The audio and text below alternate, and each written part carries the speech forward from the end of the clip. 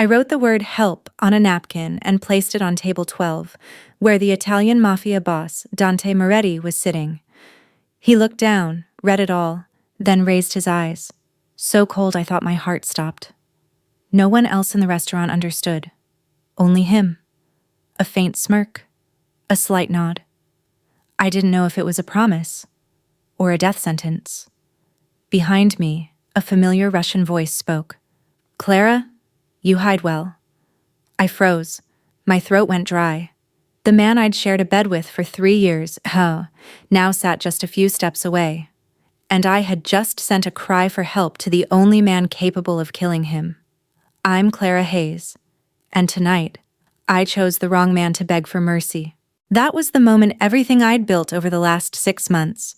The cheap apartment miles away from the city's glamour, the waitressing job at the Sovereign where I could hide in plain sight, the shaky promise I'd made myself that I was finally safe, just evaporated.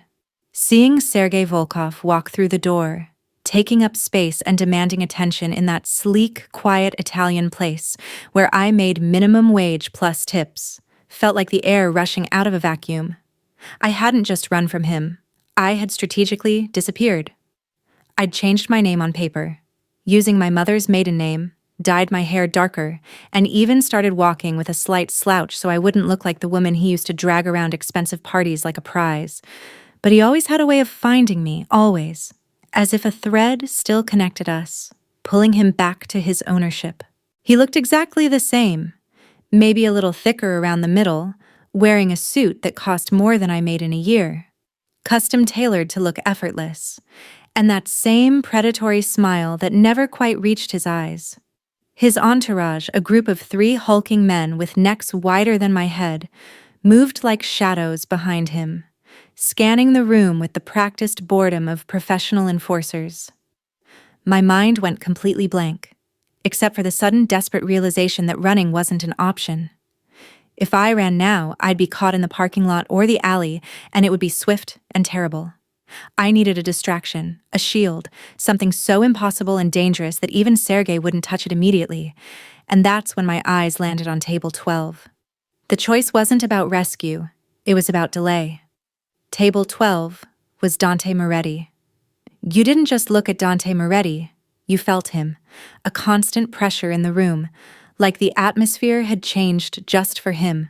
He sat in the corner booth, always alone, always impeccably dressed in charcoal gray or navy, moving with a quiet efficiency that made the air feel thin around him, charged with suppressed energy. He wasn't loud or flashy like the Russians. He was still an Italian shadow. He was the kind of power that didn't need to announce itself because its reputation preceded it like a physical wall. Everyone whispered about him, the ruthlessness, the clean operations, the fact that he was untouchable even by the bigger families, the one rival Volkov actively feared. He was a widower. His wife, people said, had betrayed him, and she hadn't lasted the night, a brutal warning painted on the wall of his past. When I saw Sergei move toward the main dining area, instinctively I crumpled the only clean paper I had, a crisp linen napkin, starched white, and scribbled that single, frantic word. It was the dumbest, most reckless thing I'd ever done, a shot in the dark aimed at a man who was far more likely to kill me than help me. It was a pure, raw gamble. I didn't dare drop it in his lap. I simply placed it right on the edge of the white tablecloth, directly in his line of sight, and then I kept moving, walking past him as if the world wasn't collapsing around me. I felt his gaze on my back, the weight of it heavier than the tray I was carrying, and that's when he looked down, read the word, and my whole life compressed into that one agonizing second before he slowly set his wine glass down on the polished wood, the sound chillingly deliberate. When I finally managed to turn back to the service station, my hands were shaking so badly I had to lean against the counter, pretending to organize silverware, trying to blend back into the background noise. Mira, another waitress, slid up beside me.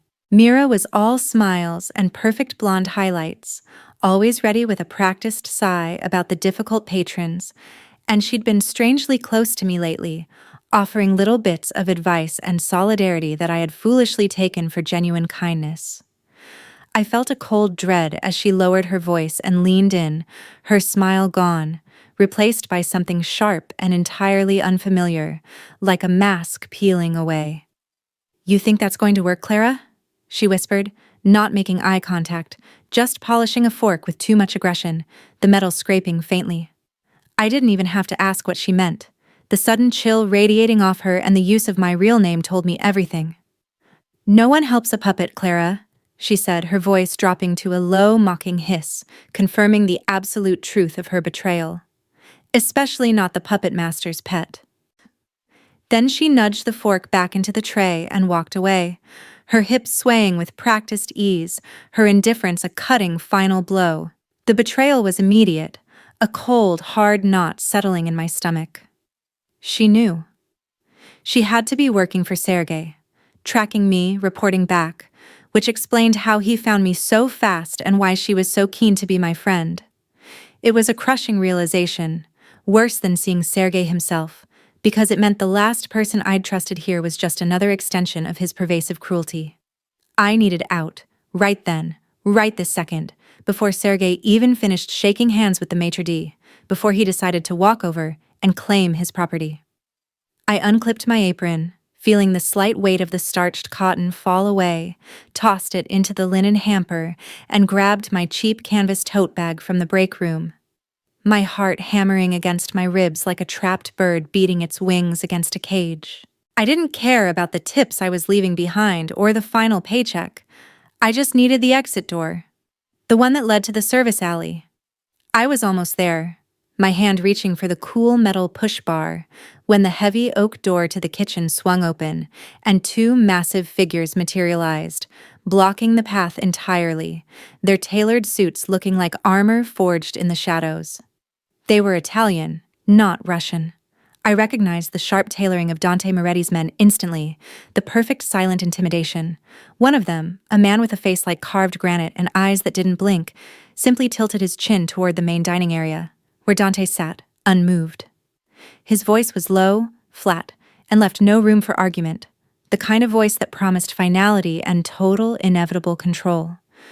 "The boss wants to see you," he said, and the way he emphasized the boss, not your boss or the manager, but the boss, made it clear that this wasn't a request about my shift schedule. My legs felt like lead, but I adjusted the strap of my bag, took a deep, steadying breath, and walked out of the kitchen, past the two silent guards, heading toward table 12.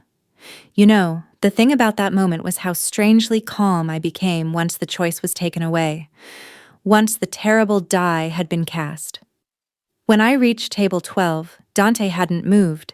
He was still sitting there, now swirling the ruby-red wine in his glass, a flicker of candlelight reflecting off the glass, his expression unreadable, a study in lethal repose. His right-hand man, Luca Romano, sharp, dark, and utterly coiled, radiating intense suspicion, stood slightly behind him, close enough to be a shadow and a shield at the same time. Dante didn't invite me to sit. He just gestured to the empty chair opposite him, the subtle movement emphasizing the difference in our positions. I didn't sit, though. I remained standing, facing him across the expanse of the immaculate white tablecloth, my hands gripping the straps of my tote bag so hard my knuckles turned white. I knew the rule in this world. If you stand, you retain a small, defiant piece of your dignity. If you sit without permission, you acknowledge your complete and total subservience. He looked up, his gaze running over my simple uniform, my tired face, and the desperate fear I couldn't hide, before settling on the crumpled napkin. He didn't shout or look angry, which somehow made it worse. He just asked, the words smooth and quiet, like a stone dropping into still water, forcing me to speak over the soft, polite jazz playing in the background. "Why write it instead of running?" I swallowed hard, tasting the metallic tang of fear and adrenaline. I knew the answer I gave him would determine if I walked out of that restaurant tonight, even in handcuffs, or if I never left the room, carried out in a bag. This wasn't the time for a lie or a sob story. He would shred either one immediately. He was a predator, and you had to speak the language of cold, hard power to a predator. I looked him straight in the eye, trying to ignore the tremor in my voice, pushing out the truth that had suddenly crystallized in my mind in that moment of abject terror. "Because I knew you'd see it," I said. It was just a breath, barely audible, but it hung in the air between us, raw and undeniable. I paused for a beat, letting that sink in before I finished. The second part of the statement a cold, hard fact, a compliment he would understand. "You see everything. Sergei, he only sees what he wants to break. You, Mr. Moretti, you see the whole board. You see the setup, the leverage, the inevitable consequences." His eyes, dark brown and intense, narrowed slightly, just a fraction, a tiny flicker of surprise or recognition, as if he realized I wasn't just begging, but calculating. It wasn't about the help. It was about the choice I'd made, that I hadn't gone to the police, hadn't tried to disappear into the masses, but had walked right into the lair of the only man who operated outside of Sergei's jurisdiction and power sphere. I had chosen him to stand between me and a death sentence, and the implication that I understood his reputation, his history, and his capabilities well enough to gamble my life on them must have been startling enough to pause his immediate judgment. The quiet tension in the booth was thick enough to choke on. Dante didn't speak for what felt like an eternity, simply holding my gaze, analyzing me from head to toe, looking for the tell, the lie, the weakness he could exploit. I could feel Luca, standing at his shoulder, burning a hole through me with suspicion, his entire posture radiating coiled disapproval. Dante finally gave a minuscule sigh, the kind of non-movement that still managed to fill the room with decision, a subtle shift of authority that settled my fate. He didn't address me again. He didn't have to. He didn't waste words on subordinates or pieces of leverage. He just shifted his attention to the second guard, the one who looked younger, less weathered than the first, and who was waiting patiently at the edge of the booth. He spoke only 4 words, his voice so low that I had to strain to hear them, but they were the words that set my fate in motion and changed the entire playing field. "Follow her. Don't kill her. Not yet." The 4 words were a command, a reprieve, and a chilling punctuation mark all at once. It was a clear warning that I was still on thin ice, but I was currently too valuable to discard. I was dismissed. I didn't wait for a second instruction. I turned and walked out of the Sovereign with as much dignity as I could muster, knowing that I was walking straight into the unknown. But at least I wasn't walking into Sergei's waiting trap. That night, as I lay awake in my tiny, temporary apartment, the shadows playing tricks on the ceiling and the sounds of the distant city traffic my only company, I didn't know it yet, but the whole restaurant's digital system was being wiped clean. When the manager went to check the shift schedules the next morning, my name, Clara Hayes, was simply gone. I didn't quit. I didn't get fired.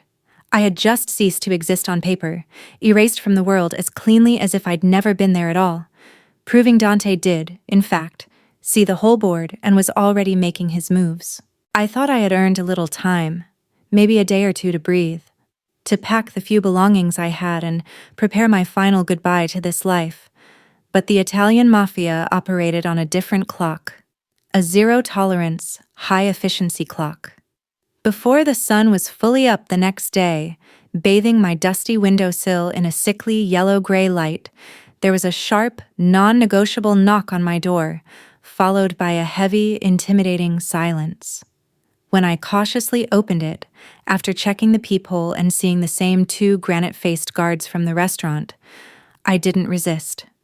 I knew immediately that resisting would be foolish and painful. I didn't grab my tote bag. I just stepped out into the hallway, knowing everything I owned was now irrelevant. They drove me for what felt like hours, deeper and deeper into the quiet hills outside the city, where the houses stopped and the sprawling estates began, until we arrived at a massive, stone-walled villa, hidden behind layers of thick trees and imposing iron gates that looked like they hadn't opened for decades. This wasn't a home. This was Dante Moretti's primary residence, a place that felt less like an estate and more like a fortress carved out of the earth itself, designed to keep the world out. I was taken immediately to a small, windowless room, sparsely furnished with only a metal table and 3 chairs, where the interrogation began. It lasted 6 hours, relentless and exhausting, a psychological boxing match where every question was a feint or a jab, designed to catch me in a lie, not to gather information. They wanted to know who I was, why I chose Table 12, and what I knew about Sergei Volkov's entire criminal operation. Luca Romano ran the show, directing the questioning with the cold, precise focus of a master inquisitor. He was methodical, pacing the length of the room like a caged animal, his dark, sharp eyes never leaving mine, trying to find the crack in my composure. He kept circling back to the napkin, tapping his finger on the polished metal table between us, demanding to know what it truly meant, pushing the conspiracy angle. I stuck to the truth, the only defense I had left. It meant I needed help. Nothing more, nothing less.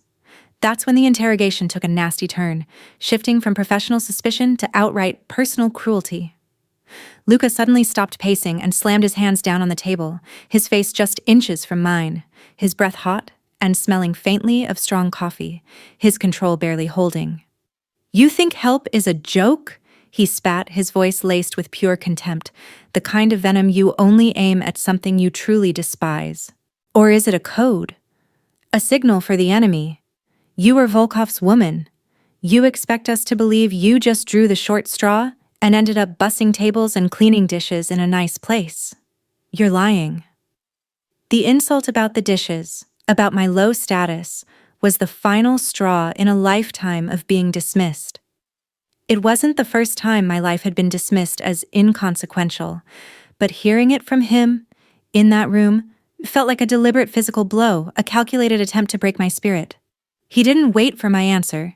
He simply reached out and slapped me, not hard enough to leave a mark or bruise, but sharp and humiliating, a clear declaration of power and my utter lack of standing, a reminder that my body and my truth were entirely his to judge. Dante finally entered the room, after the 6 hours were up, walking in with the same quiet authority he always carried, an eerie calm in his wake. He didn't look at me. His attention was focused on a thick burgundy file Luca handed him, a file stamped with names and dates that detailed my entire false existence. As he flipped through the pages, I could see his jaw tighten, just a small, almost imperceptible movement. But it was enough to tell me exactly what he was reading. My full history, every lie I had told, every cover story I had manufactured, and the single, most damning fact that I couldn't escape. He closed the file with a soft snap, the sound echoing loudly in the tense silence of the small room, and then he looked at me, his face impassive. "You were Volkov's wife," he stated, not as a question, but as a judgment, a fact that weighed heavy in the air. The silence that followed was heavy with implication. He wasn't just dealing with a disgruntled runaway waitress. He was dealing with the most intimate possession of his greatest rival, a connection tainted by his own history of betrayal. His first wife, the woman who had betrayed him, had also been connected to a rival family. He was seeing history repeat itself. He spoke then, the words low and final, a cold, hard promise that sliced right through the humid air of the room, a clear statement of his terms. "You're here because I allow it, Clara. One mistake, one tiny signal, one wrong glance, one breath of insincerity, and you disappear. Do you understand?" I did. I nodded, my throat too tight with fear and pain to speak, knowing that my life was now hanging on a thread of his profound distrust and calculated risk, a thread he could sever at any moment. The second humiliation hit me that evening, a deliberate, calculated move to strip me of any perceived worth or leverage. They didn't put me in a prison cell. They simply put me to work, reminding me I was nothing more than a servant. I was handed a stiff, unflattering maid's uniform, a cheap dark gray dress with a stark white apron, starched and uncomfortable, and told to serve at a small private dinner. This wasn't a restaurant. It was a gathering of his inner circle. All men who commanded empires, who moved money and power, men who knew exactly who Dante Moretti was and who I used to be, Sergei Volkov's woman. Every time I walked into the room, carrying a tray of drinks or clearing a plate, I could feel their eyes on me, heavy and predatory. They weren't just looking at the maid. They were looking at Volkov's former wife, the suspect, the disgraced woman who now wore an apron, serving them wine. The stares were thick with mockery, silent and cruel, filled with a mixture of amusement and contempt at my fallen status. They laughed too loud, made cutting comments just loud enough for me to hear about the staff being too pretty these days, or how the Russians seemed to have lost their cleaning lady. And I stood there serving them, my back ramrod straight, trying to make my mind blank, refusing to flinch or acknowledge the cruelty. I learned in those 2 hours how to carry an empty tray with quiet dignity, how to make your hands steady even when your soul is screaming, how to be completely invisible in a room full of noise while performing the most intimate service for your captors. You learn a lot about a powerful man when you're forced to serve him. I learned that Dante drank his scotch neat, that he never raised his voice, and that he watched everyone in the room, not just me, but his trusted men as well, with that same detached, calculating intensity. He didn't look at me often, deliberately avoiding eye contact, as if I were a ghost he didn't want to materialize. But when he did, his expression was always the same, cold, watchful, weighing the cost of his gamble. It was during one of those silent moments, as I was pouring water into a crystal glass at the head of the table, that the entire world seemed to tilt. The villa, despite its thick stone walls and apparent solidity, suddenly shuddered with a massive, localized impact, and the sharp, unmistakable sound of automatic gunfire ripped through the calm evening air. One of the windows exploded inward, showering the marble floor with diamond-like shards of glass, and before the men could even draw their own heavy-caliber weapons, a second volley of shots sprayed across the room, tearing into the heavy velvet curtains and embedding themselves in the wall where Dante had been sitting just seconds before. Everything descended into chaos, the shouts and the gunshots drowning out the jazz. The air thick with fear and splintered wood. It was pure instinct, a reaction born not from love or loyalty to him, but from years of avoiding Sergei's explosive, unpredictable rages, a lifetime of avoiding the fatal blow. I didn't stop to think. I just acted. I dropped the water pitcher. It shattered with a loud, unnecessary noise, lunged forward over the table, and shoved Dante with all my strength away from the path of the incoming bullets, sending him sprawling to the floor, rolling him right behind a heavy, decorative stone pillar. The sheer force of the push made me stumble, and I felt a searing, hot pain just above my left hip, a sharp, immediate sting followed by a dull, throbbing ache. I didn't realize it then, but a stray bullet, a piece of shrapnel or a glass shard had grazed me. As he lay there, partially shielded by the stone, he looked up at me, his eyes wide with a shock that only lasted a fraction of a second before the cold calculation returned, his mind instantly analyzing the threat and my action. His men were already firing back, screaming commands into their radios, but Dante himself, wounded and surprised, looked at me. The pain was blinding, but I barely registered it in the face of the overwhelming danger. He whispered, his voice rough and laced with disbelief, the words heavy with his distrust. "Why save me, Clara? You were just waiting for this chaos, weren't you?" I knelt beside him, pressing my hand, the one that had just been slapped by his man hours ago, the one that wore no diamond, against his bleeding arm, trying to staunch the flow with the fabric of my apron. My own wound was starting to throb, but the pain felt distant, unimportant. I leaned in close, ignoring the sounds of the escalating firefight happening outside, ignoring the metallic smell of gunpowder and blood that coated the air. My whole life, every humiliating moment, every desperate lie had led to this moment, and the answer I gave him was the complete, terrifying truth of my desperation, stripped bare of any romantic veneer. "Because you're the only one who can kill him," I whispered, my voice raw and broken, the words escaping me on a wave of desperate breath. It wasn't about love or loyalty or any grand moral gesture. It was about the brutal, necessary execution of the man who had ruined me and was still pursuing me. He searched my face and then, slowly, agonizingly, his gaze dropped from my eyes, down to my bare neck, and then to the small patch of skin exposed where the maid's dress neckline dipped low on my back. He saw them then.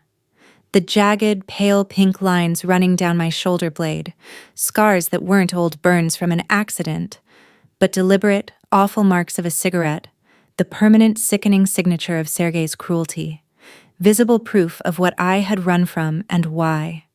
He didn't need any more explanation. The physical evidence was more compelling than any plea.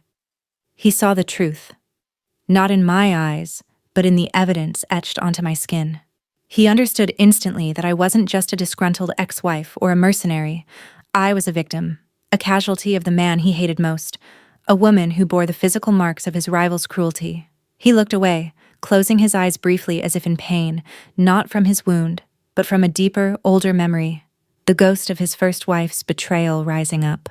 When he opened them, the coldness was still there, a core of steel, but it was layered with something else, a flicker of understanding that almost felt like compassion, or perhaps just a profound recognition of shared trauma. After the firefight was over and the villa was secured, Dante didn't send me back to the interrogation room. He had the doctor stitch my small graze, insisting the wound was treated immediately, and then he gave a new, sharp command to Luca, who looked furious but silent, clearly hating the new turn of events. "Move her. Secure house. Perimeter 6. No contact. I want eyes on her, Luca. 24/7. You don't speak to her, you just watch. She is not a prisoner. She is leverage."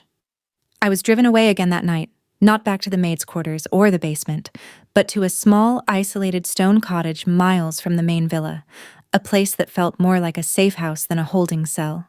I was still a captive, but I was a captive who had earned a measure of trust. The trust that came from mutual hatred and a shared, desperate need for Volkov's destruction, not faith. Life in that secured house was quiet, almost sterile, the kind of oppressive silence you get when every sound is listened for. I was given books, decent food, and the silence I hadn't had in years, but it was a heavy silence. I knew I was still being watched. I could feel the presence of the guards outside the heavy front door, and the silent, judging eyes of Luca watching me whenever he dropped off supplies, or an envelope of Dante's internal files that he'd suddenly decided I could look at, documents detailing Volkov's financial movements. He was testing me, constantly, waiting for me to slip up, to reveal a weakness or a coded message. He still believed I was a spy, a ticking time bomb meant to explode in Dante's face, and he made his profound distrust clear in every glance, every stiff, curt exchange, every time he avoided meeting my gaze directly. I was allowed access to a small, outdated computer, only connected to a secured internal network, ostensibly to help catalog documents. But I knew the real reason was to see if I tried to communicate with the outside world, if I showed any sign of my true intentions being malign. I had been there for maybe 2 weeks, settling into a tense routine, the isolation pressing in on me, when the world crashed down again. Harder this time because it came from a place of apparent security. The leaked video was devastating, not because it was fake, but because it was tragically, damningly real. Someone had sent it anonymously, of course, to one of Dante's secondary security managers, and it went through the ranks like wildfire, confirming every initial suspicion Dante and Luca had harbored. The grainy footage showed me, standing in a sterile, brightly lit hospital corridor, wearing a disguise, a dark wig, sunglasses, and a heavy coat, and talking urgently, intensely, with Sergei. I was begging, my posture conveying desperation. I could even remember the conversation perfectly, the desperate weight of the words, the terrible negotiation. It was an old video, taken weeks before I ran, but the context was missing, and the optics were damning. It showed me looking terrified but cooperative, leaning in, my hand resting on his arm in a plea, clearly deep in conversation with my supposed oppressor. It was proof, manufactured by someone who knew my history, that I was still in contact. Luca burst into my secured house that evening, his face flushed with rage, throwing a printout of the video still onto my small wooden table with a force that made the room shake. His hands were clenched into fists, his whole body shaking with what looked like righteous, betrayed fury. He didn't shout, but his voice was a low, dangerous rumble, menacing and immediate. "You were seeing him? While you were planning your grand escape? You think we're stupid, Clara? You're here on a mission, aren't you? Just like the last one. You are buying your freedom with his information. He paced, pointing a rigid finger at me, his accusation absolute. Spy, double agent. We gave you mercy, and you spat on it. He dragged me straight back to the villa, right into Dante's main office. Dante was sitting behind his enormous desk, his hands steepled under his chin, his face a mask of profound disappointment and cold fury that made my blood run cold. He didn't move, didn't flinch, just stared at the video on his monitor, his silence far more terrifying than Luca's shouting. He let Luca finish his accusations, that I was a plant, that the help note was a prearranged signal, that the scars were makeup designed to fool him, all of it. When Luca finally ran out of breath, Dante looked up at me, his eyes like chipped ice, devoid of the earlier flicker of recognition. He didn't ask for an explanation or an excuse. He just said, his voice flat with finality, "Anything to say, Clara?" I could have tried to stay calm, to use my quiet dignity, but the sheer injustice of it, the way they had judged and condemned me without understanding the crushing leverage Sergei held over my life, broke something inside me that couldn't be repaired. I didn't just speak. I screamed the truth. The sound tearing out of my chest, raw and uncontrolled, ugly and honest. I begged him to spare my sister. I yelled, my voice cracking. Tears finally, uncontrollably, streaming down my face, hot and agonizing. He found her. She was sick, dying in a foreign clinic, and he promised her medication, access to care, if I stayed quiet, if I didn't run. That video? I was telling him I was leaving anyway, that he'd won, that I was worthless. Just please let her go. He held her life over me. The confession was brutal, laying bare my deepest vulnerability and the secret I'd carried for years, the only thing that tied me to that monster. Dante listened, his expression softening slightly as he watched my raw, ugly grief, the pure, unfeigned anguish of it. But then, as quickly as it came, the softening vanished, replaced by an iron-hard cynicism, a deep-seated suspicion born of past pain. He slowly turned his back to me, facing the enormous window that overlooked the estate, his silhouette dark and unforgiving, a man who refused to be fooled again. He muttered the words, almost to himself, the sound filled with ancient pain, the weight of his trauma audible. I hate women who cry at the right time. He dismissed my genuine despair as a performance, a strategic weapon. That was the last thing he said to me before the guards took me away, their hands impersonal and firm on my arms. I was locked in a freezing concrete cellar deep beneath the villa, a place that smelled of damp earth and neglect, a place that felt more like a grave than a prison. I wasn't given a cot, just a few thin, scratchy blankets and a stale piece of bread. Dante had called it my new accommodation, a guest prisoner. I knew what he meant. He couldn't kill me yet, not while Volkov was still active and the war was escalating, because, even as a suspected spy, I was too valuable. I held the keys to Volkov's finances. But he couldn't trust me either, not after his first wife had proved that tears and desperation were just parts of a larger, deadly game. So, he locked me away, in the dark, cold place where he kept the things he didn't know what to do with, the doubts he couldn't resolve. I spent 3 days down there, the chill seeping into my bones, the silence broken only by the drip of water from an unseen pipe. I replayed the whole scene, my frantic scream, the tears, the admission about my sister, and understood that, to a man who had been betrayed by love and trust, my vulnerability looked exactly like a sophisticated performance, a manipulative show designed to elicit pity. The shame of that misunderstanding, the judgment that I was nothing more than a calculating liar, was suffocating. It was the 5th day when the boredom, the cold, and the crushing despair finally gave way to a cold, hard purpose. The urge to survive stronger than the urge to simply give up. In my misery, I started picking through the few items I had. The small secured computer I'd been allowed to use in the safe house was now useless, but the guards had left my cheap canvas tote bag, dismissing it as worthless. Inside, hidden deep in a zippered pocket, was a small, encrypted USB drive I'd stolen from Sergei months ago, containing backup files from his money laundering servers, the very files I was supposedly cataloging. It was the only power I possessed. Down in the freezing cellar, under the guise of trying to keep warm, I started working. I had to. The confinement, the cold, and the despair were too much. I needed a distraction, a way to fight back, and the only weapon I had was my knowledge of Volkov's systems, gleaned from years of being forced to help him manage his criminal finances.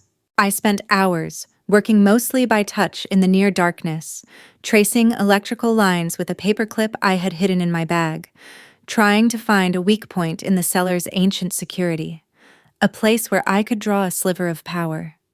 I knew that Mira, the waitress who had betrayed me, had been the one to send that video. I recognized the file format from Volkov's internal security system. It had to be her. She was the only one who knew my face and my old life, and who was also still close enough to Dante's operations to leak the file. When I finally managed to bypass a single low-voltage wire on the damp concrete wall, the one that apparently controlled the lighting system for the next wing of the basement, I didn't turn on a light. Instead, I rerouted the minute power supply into the old USB drive. It was a risky, desperate move, a literal shot of electricity into my only piece of evidence, but it was enough to jumpstart the drive and let me access its files without a computer. I was a fast study, necessity being the cruelest teacher. Sergei had taught me, mostly through threats and intimidation, how to read network logs and track communication metadata. It only took me 2 frantic, freezing hours to find it, a string of encrypted communication logs between Mira's private email and a server IP registered to Sergei Volkov's hidden shell company. The files were dated just hours before the hospital video was sent to Dante's security chief. Mira hadn't just betrayed me, she was the active mole, the real traitor, the one who was feeding Dante's movements directly to his enemy, confirming my value. The realization brought a rush of freezing adrenaline, pushing the pain and the cold to the background. This was my one chance, my one clear piece of evidence that could negate every tear, every accusation, and every humiliation I'd suffered. But how to send it? I couldn't use the network. So I did the next best thing, relying on Luca's fastidious nature.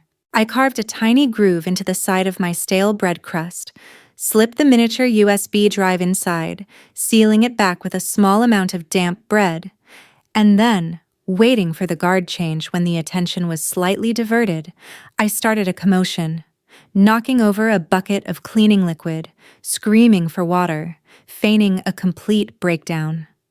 When the guard finally opened the heavy metal door, annoyed and impatient, his expression showing his disdain, I didn't look at him.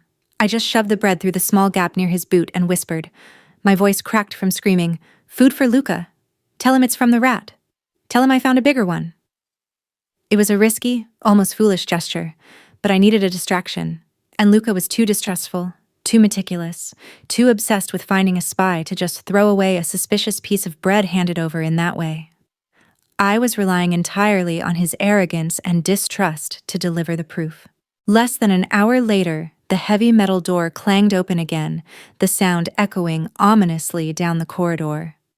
This time, Dante stood there, his face unreadable, flanked by a silent, ashen-faced Luca, who looked pale and horrified.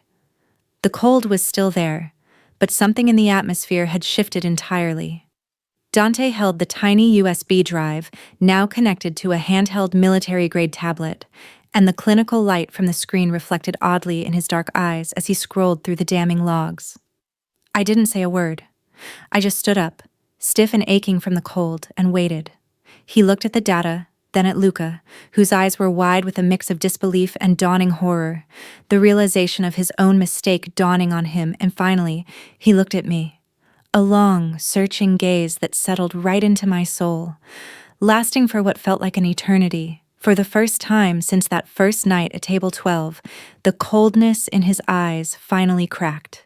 It wasn't a smile or even an expression of warmth, but a visible release of tension, a subtle softening of the lines around his mouth that made him look suddenly human, suddenly tired, like the weight of his suspicion had been lifted. That silent look, that moment of profound, quiet recognition, was more powerful than any apology or any verbal declaration. Mira was caught immediately, just hours after the handover. She was found in her apartment trying desperately to wipe down her laptop, but they were too fast and too efficient. Dante brought her to the villa himself, not to his office, but to a small private conference room where I was brought up from the cellar to wait, to witness the fallout. Mira was still beautiful, but her carefully constructed composure had shattered completely, replaced by raw, frantic fear and self-pity. She was sobbing, begging, her perfect blonde hair disheveled, her expensive clothes wrinkled, as the realization of her fate hit her. Luca stood in the corner, his face pale, his earlier cruelty now replaced by profound shame and a bitter resentment toward her. Mira didn't try to deny the evidence. She just collapsed under the pressure, screaming the truth in broken, high-pitched sobs. Volkov wants her dead. He doesn't want her back. He wants her silenced. She's the only witness who can tie his offshore accounts to the laundered election money, the real network. He needed her gone before she could talk to you, she wailed, clutching at Dante's perfectly pressed trousers. He told me to eliminate her after the video went out, I swear. She's a liability to us all. The sheer weight of that confession, that I wasn't just a former wife, but the key to dismantling Sergei's entire financial network, the knowledge Volkov was truly terrified of, changed everything about my standing. I had been a pawn, then a suspect, and now I was the most dangerous, most valuable piece on the board. Dante walked over to me, stood right in front of me, his physical presence imposing, and without touching me, without even raising his voice, he made a declaration that was heard by every person in that room and by the guards watching the monitors outside. It wasn't a question, and it wasn't a suggestion. It was an ironclad command that instantly redefined my existence. From now on, he said, his voice quiet, steady, and utterly final, his eyes locked on mine. She's under my protection. Any harm that comes to her is an attack on me. Luca's head snapped up, and he stared at me, no longer with contempt, but with a fearful respect that was almost worse than his initial cruelty, recognizing his colossal error. I was no longer an ex-wife, or a spy, or a maid. I was Dante Moretti's property, his witness, the one person who could destroy his enemy, and I felt the heavy, terrifying, yet strangely comforting weight of that protection settle over me. From that moment on, the whispers started, but they changed in flavor. I was moved again, this time to a lavish penthouse apartment in the city, kept in complete isolation, but surrounded by guards who now treated me not as a prisoner, but as a critical, precious asset, the center of the operation. But the move didn't stop the spread of gossip, especially among the men who felt they had a stake in Dante's image and control. The story of Volkov's ex-wife, the one who tried to warn him, the one he had protected despite all evidence of betrayal, circulated like a disease, infecting the ranks with doubt. The phrase that circulated in hushed tones, the one that carried the most disapproval, was, "Boss Moretti's protecting his enemy's woman," the implication being that his judgment had failed him. The mockery was subtle, the kind of dismissive sneer that questioned his judgment and his strength. I could hear it in the way the guards spoke to each other when they thought I was out of earshot, the way they shuffled their feet when Dante walked by, their loyalty suddenly mixed with confusion. "The boss has gone soft," was the low-hanging phrase, the one that stung Dante's men the most, the suggestion that their famously ruthless leader had finally succumbed to weakness, a weakness with my face and my fragile history. Dante ignored it all, at least outwardly. He started coming to the penthouse more often, not to interrogate me, but to talk, quietly, about Volkov's systems, about the ledgers I had access to, about the names I knew, the conversations becoming increasingly focused and collaborative. Our conversations were strategic, cold, and utterly professional, built entirely around the logistics of destroying his rival. But I saw the subtle changes, the small concessions. He started bringing me fresh coffee himself instead of letting his men do it, always exactly the way I liked it. He'd pause before leaving, his hand resting on the heavy, dark wood of the doorframe, sometimes just watching me work with a strange, contemplative look. The silence between us heavy with unspoken respect. It wasn't romance. It was a slow, agonizingly slow burn of respect, built on shared risk, necessity, and the profound, silent recognition of trauma. Then Volkov made his inevitable move, the final desperate play. The message came encrypted, a short, vicious file that bypassed all of Dante's primary security, a message that hit his inner world with devastating force.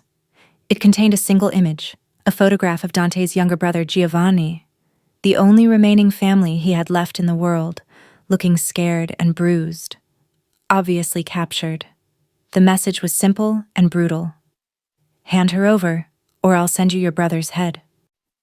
The photograph hit Dante like a physical blow, the absolute control he always maintained fractured for a second, a flicker of pure terror crossing his face before the mask snapped back into place, harder than before. I watched him, horrified, my hands pressed against my mouth, the devastating realization of Volkov's leverage crushing me. His brother was the weak link, the lever Volkov knew to pull, and he was succeeding.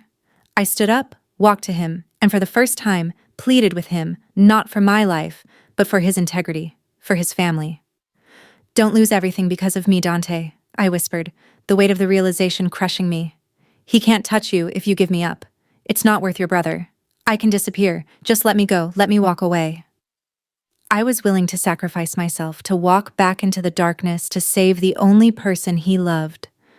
But the look he gave me wasn't gratitude. It was an ice storm, a terrible reflection of his own personal hell. He reached out and grasped my chin, his touch firm and slightly bruising, forcing me to look at him, to absorb his painful command. He didn't use my name, didn't soften the blow.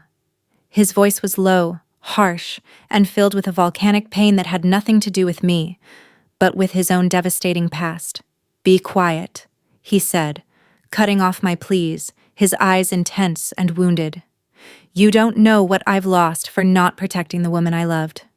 That single sentence, that raw, unguarded admission of his greatest regret, the betrayal and death of his first wife, was the real humiliation. He wasn't protecting me because he loved me. He was protecting me because he needed to finally redeem himself, to prove that this time, he wouldn't let his rival take something from him, wouldn't let weakness or misplaced emotion cost him everything. I was the symbol of his second chance, a trophy he couldn't afford to lose to his past trauma or his rival. But I didn't get angry. I looked into his eyes and saw the depth of his trauma, the fear of repeating the past, the terrible, lonely code he lived by, and I understood. That night, everything changed. Dante became cold, distant, calculating, throwing up an iron wall between us. He stopped talking to me face to face, relying only on written, coded messages passed through the most trusted, and now diminished, guards. The guards grew stricter, checking the doors constantly, and the atmosphere in the penthouse turned heavy and final, charged with a sense of impending doom. Over the next few days, I overheard snippets, confused talk among the guards about a meeting, a transaction, a planned exchange in a distant neutral location. I heard my name mentioned several times, followed by phrases like "final deal" and "Volkov's demands met," and every word drove a stake through my heart. I became convinced that he was trading me. How could he not? His brother's life for mine? It was an obvious choice in this world of cold calculation. I wasn't an idiot. I knew where my life stood in the grand scheme of his family's survival, and I decided he was not above making the pragmatic, brutal decision. The quiet fear I had carried for months turned into a burning, white-hot hatred, not just for Sergei, but for Dante. He was using me one last time. The man I'd chosen to save me was going to hand me over to my abuser, all to save his own family, proving every word Luca and the others had said about his weakness. When Luca, looking grim and ashamed after his own recent failure, came in the middle of the night and told me I needed to prepare for a move, I didn't resist. I didn't beg or cry, refusing to give Dante the satisfaction of seeing my despair. I just nodded, a cold, empty vessel of resignation.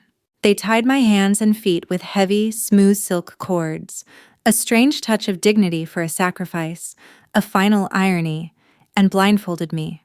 The ride was long, bumpy, and filled with a suffocating, despairing silence, the constant, rhythmic rocking of the car marking my journey toward death.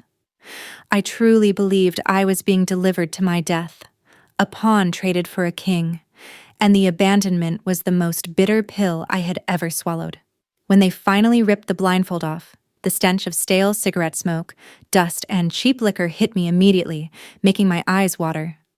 I was in a massive, dilapidated warehouse, a huge, echoing tomb, lit by a single, bare fluorescent tube hanging precariously from the ceiling, buzzing loudly. I was tied to a chair in the center of the room, surrounded by 24 of Volkov's Russian goons, all of them heavily armed, wearing cheap leather jackets over their dark clothes. And there he was, Sergei. He looked delighted, his eyes glittering with triumph, circling me slowly, running his hand through his slicked-back gray hair, savoring the moment. "Clara," he purred, the sound scraping against my ears. "Back home, little bird. I knew that coward Moretti wouldn't risk a single life for a disposable whore like you. He always chooses the safe path." The hatred that consumed me was absolute, pure, and paralyzing, but I refused to give him the reaction he wanted. I didn't even try to speak. I just glared at him, letting him see the utter contempt in my eyes, waiting for the inevitable, holding on to my final scrap of dignity. Sergei laughed, a harsh, dry sound that seemed to scrape against the concrete walls, and then he pulled out a long, heavy pistol, the black metal glinting under the weak light. He raised it slowly, dramatically, aiming it right between my eyes, enjoying the theatricality of my final moments. "It ends now, Clara," he whispered, his voice dangerously soft, heavy with malicious satisfaction. "No more running, no more secrets. You and Dante both gone from my life tonight." I closed my eyes, prepared to meet the darkness, the despair complete and total, resigned to my fate. I had been betrayed by the one man I thought could stand up to him, and the finality of it was almost a relief. But just as I heard the click of the hammer pulling back, a sound that wasn't gunfire, but a massive, concussive explosion, ripped through the air, vibrating through the chair I was tied to. The giant, reinforced steel doors at the far end of the warehouse blew inward with a deafening roar, showering the room with sparks and debris, instantly plunging the warehouse into a swirling, choking darkness. Then, the darkness erupted into flashes of light and the terrifying cacophony of an ambush. The Russians, caught completely off guard, scrambled, shouting obscenities in their language, firing wildly at the doorway, their organization dissolving into panic. Through the smoke and chaos, I saw him. Dante. He walked through the wreckage of the doors like an avenging angel, his long coat billowing slightly in the dust-filled air, a high-caliber automatic rifle held steady in his hands. He wasn't firing wildly. He was moving with terrifying precision, a cold, focused engine of destruction, his movements efficient and deadly. Every shot found its mark, clean and swift. He was annihilating them, wiping out the entire front line of guards in seconds. He reached the center of the room, right in front of me, his eyes locked on Sergei, who was now crouching behind a stack of crates, his earlier confidence completely gone. Dante didn't even look at me, but he lowered his weapon slightly and shouted, his voice a bellow that cut through the gunfire and the chaos, a declaration of ownership and vengeance. "I never trade what's mine, Volkov. I only take what's yours." The realization hit me then. The betrayal was a ruse. The move, the transaction, the cold shoulder, the silence. It was all a masterful deception, a carefully orchestrated fake-out designed to lure Volkov into the open, to make him believe he had won the war without a fight. Dante hadn't abandoned me. He had used me as bait, protected by the lie of a trade, a cold, brilliant tactical move. He wasn't soft. He was just cold-bloodedly efficient, a strategist whose depth I hadn't yet fully grasped. The hatred vanished, replaced by a terrifying, exhilarating clarity and a sudden rush of understanding. I sat there, tied to the chair, watching in stunned silence as the Italian boss, the man who had been humiliated by his own men for going soft, methodically and brutally wiped out nearly the entire Russian inner circle in one swift, bloody night. He didn't stop until the last Russian lay silent, and the only sound left was the frantic, wounded breathing of Sergei, who had managed to escape into the back shadows of the warehouse. Dante stood over the carnage, his chest heaving slightly, his gun still smoking, his face streaked with sweat and grime. He hadn't just saved me, he had completely and utterly dismantled the Russian Empire from within, using my captivity as the final deadly lure. The gun smoke cleared slowly, revealing the grim landscape of the warehouse, now silent save for the crackling of small dying fires and the occasional moan. Dante turned finally and saw me still tied to the chair, covered in dust and shock, unharmed but utterly paralyzed by the scene. But the moment of triumph was short-lived. Just as Dante lowered his rifle and started walking towards me, relief flickering in his eyes, a figure lunged from the shadows behind him, moving with desperate, unexpected speed. It was Luca. Luca, who had been pale and ashamed just days ago, now had a look of wild, maniacal rage, fueled by a final, insane burst of loyalty to Volkov. He didn't have a weapon in his hand. He had a shard of glass, torn from one of the shattered windows, and he plunged it deep into Dante's back. A brutal, low-blow stab of betrayal, aimed at the man he felt had lost his way. Dante gasped, the sound sharp and involuntary, stumbling forward, his weapon clattering to the floor. Luca, screaming now, pulled a hidden pistol from his waistband, his voice ragged with misplaced fury. "If not for you, he wouldn't have lost everything." "Yo," Luca shrieked, his face contorted in a final, insane burst of loyalty to Volkov, revealing that he had been the mole all along, the silent, unseen betrayal from the man closest to Dante, the one he trusted most. The gun went off. Luca was aiming for Dante's head, but the initial stab had made Dante lurch, and the bullet tore through his shoulder instead, the force spinning him around and sending him crashing to the dusty floor, landing in a spray of blood and concrete dust. Luca stood there, panting, a triumphant, psychotic grin splitting his face, preparing to deliver the killing blow, savoring his moment of twisted redemption. My world dissolved into agonizing slow motion. I tried to scream, but no sound came out, my voice trapped in my throat. I was tied, helpless, witnessing the death of the man who had risked everything to save me, a death caused by the man who had stood beside him for years. Just then, a low, guttural chuckle echoed from the shadows. Sergei, wounded but alive, emerged, a triumphant snake crawling out of the dark, having waited for the perfect moment. He saw Dante bleeding on the ground, Luca standing over him, and me, tied and frozen in terror. He didn't hesitate. He raised his own pistol, aiming it at the two of us. The final, brutal act to wipe the slate clean and reclaim his lost territory. I had to move. I had to, or we would both die in that filthy warehouse, the final victims of betrayal. The silk ropes that bound my hands, though tight, had been slightly weakened by the friction of my panic during the explosion and the initial terror. I used every ounce of my desperation, every bit of strength I had, and pulled my wrists apart, the silk burning my skin, tearing layers of flesh. But I didn't feel it. Only the desperate need for action. I felt the rope snap. Free. I lunged at the nearest fallen weapon, one of the Russian's pistols, still clutched in a dead man's hand. I ripped it free, feeling the cold, heavy metal of the gun a terrifying extension of my own desperate rage. Luca was distracted, looking at Sergei's return, momentarily confused about who to shoot first, and that was the fraction of a second I needed. I didn't aim. I just raised the heavy pistol and fired. The bullet hit Luca square in the chest. He stumbled backward, his eyes wide in disbelief, the shock of betrayal registering on his face, his body collapsing in a heap of final, silent surprise. The gunshot drew Sergei's attention completely.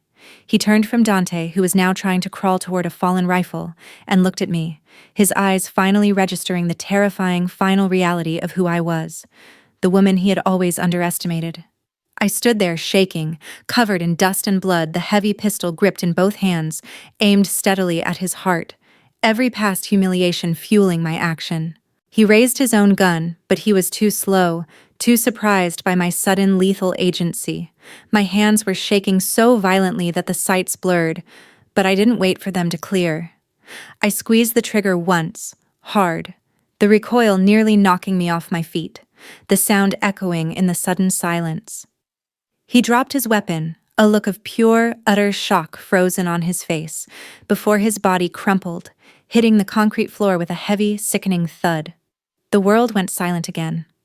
I stood over his body, the smoke from my own pistol drifting up to the bare fluorescent light, and whispered the only words that mattered, the truth I had finally earned, the closing statement of my survival. This ends where it started, with me. I walked over to Dante, dropping the gun.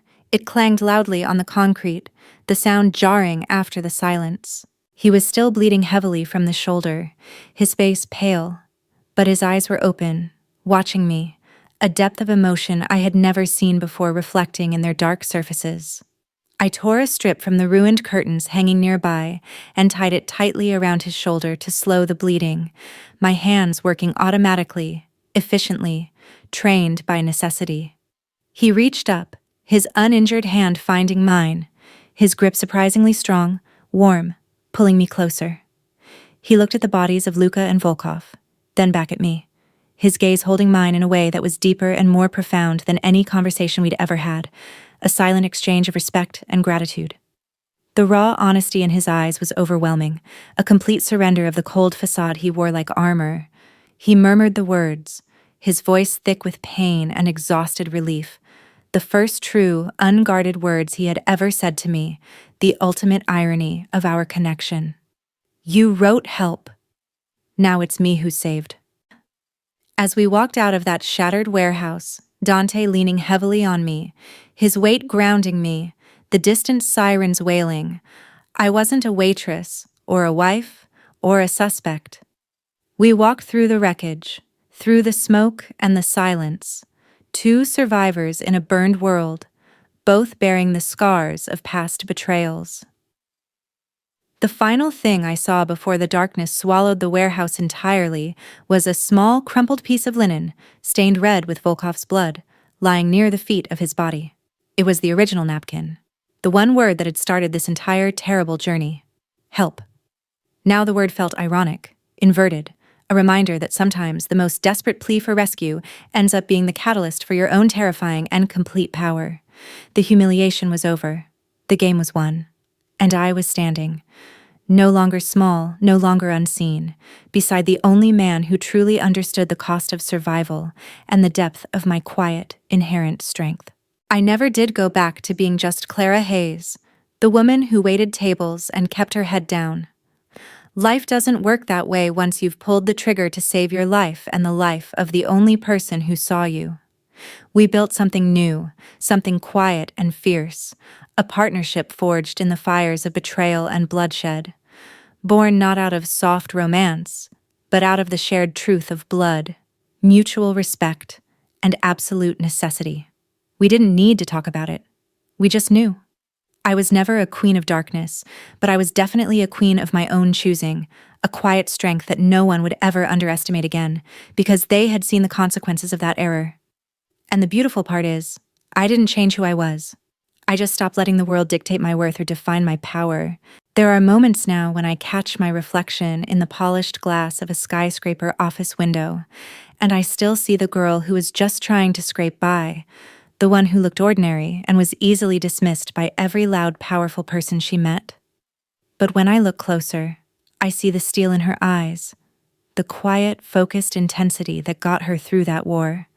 And I remember every step of this journey, every humiliation, every time I chose not to crumble, not to become the victim they wanted me to be. I was never small, even when I was invisible. Where are you watching from? Leave a comment below and hit follow to walk with me through heartbreak, betrayal, and finally, healing.